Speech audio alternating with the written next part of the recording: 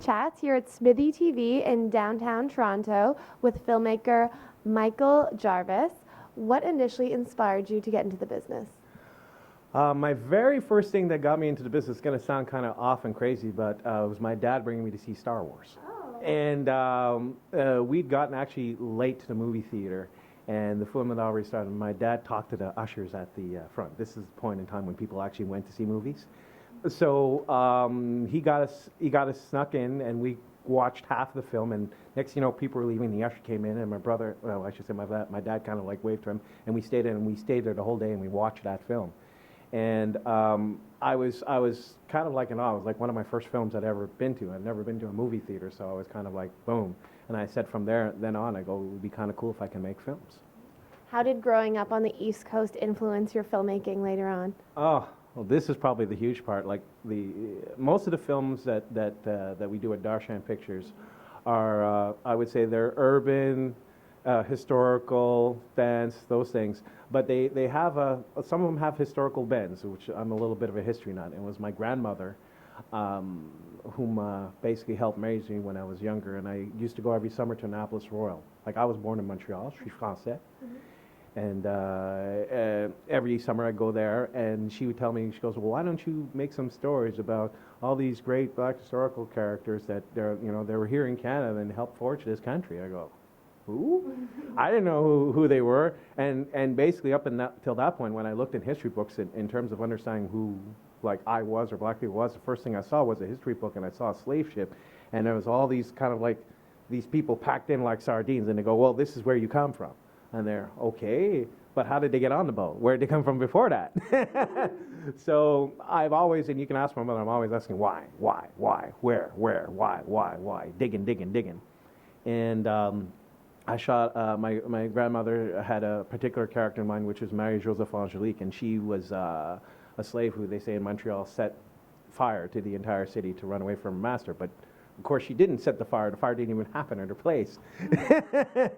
So that was like one of the last films that I did in Montreal, and I did a short film. I was basically broke.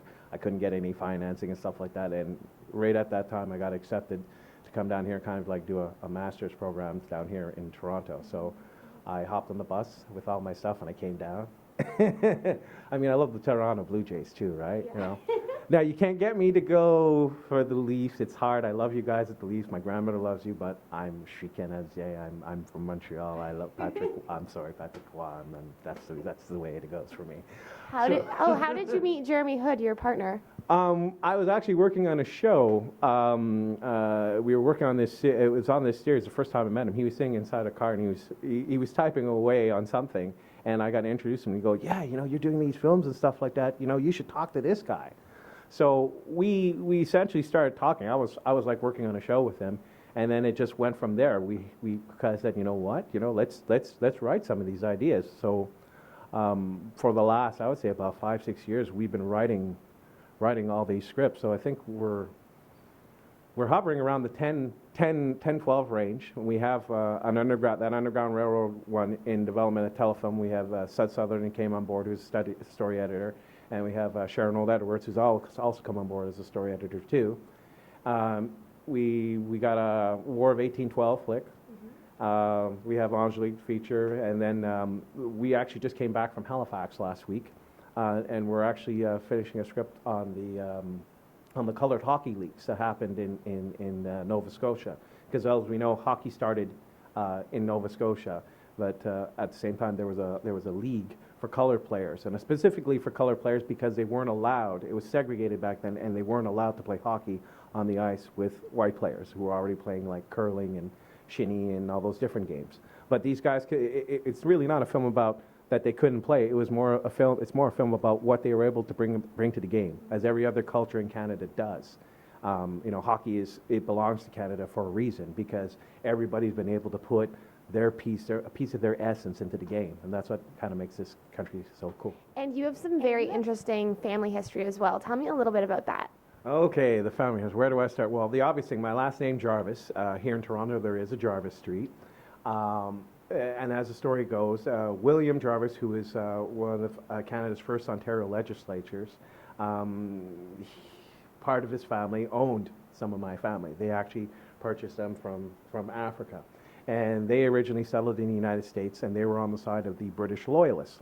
So when the war broke out, War of Independence, basically some of my family not only served him, but took up arms for the British and were fighting against the Americans. So as a result, the British lost the war, so they ended up coming up here to Canada. So they settled in basically Ontario and then on the East Coast. Then there's a boxer who's probably one of my greatest inspirations, Sam Langford. So he was known as basically the Boston Terror, and he fought for the heavyweight championship of the world against probably the first black heavyweight champion of the world, Jack Johnson. They went for 15 rounds, and this is in Chelsea, Massachusetts in 1910.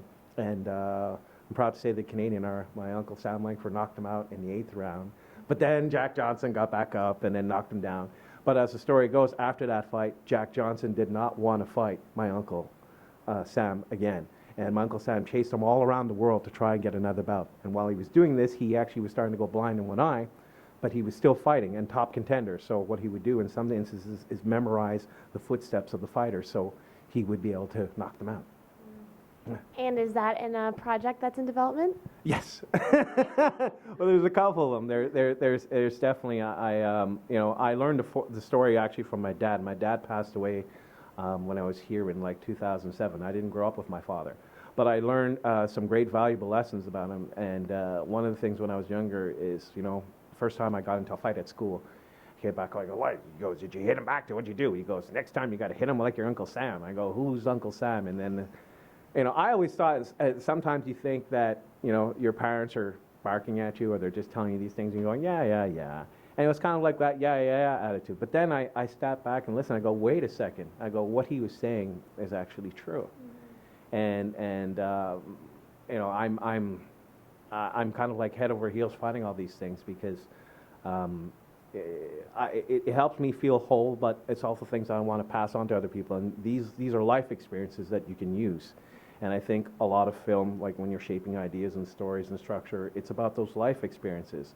Not only just black experiences showing this to one black person, this is showing it to everybody because these experiences are universal. What happened to my family is something that's happened to Irish, to French, to Jewish, to everybody. Everybody has their own experience of how they came here to Canada.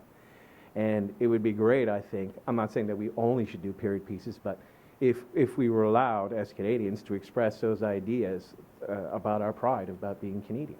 So, where's the best place to find out more information on you and all of your exciting projects online? Okay, we're definitely on Crackbook. We're on Facebook. I call it Crackbook. It's bad. You can check us out on YouTube, LinkedIn, Twitter.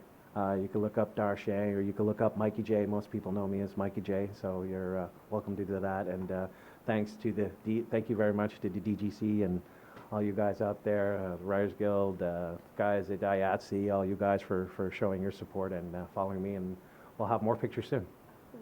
Thank you so much. Congratulations on all of your success and best of luck with all of your upcoming projects. Well, thank you very much. You too. Thank you very much for having me. Thank you. I'm Katie Uhlmann reporting for Katie Chats here at Smithy TV in downtown Toronto.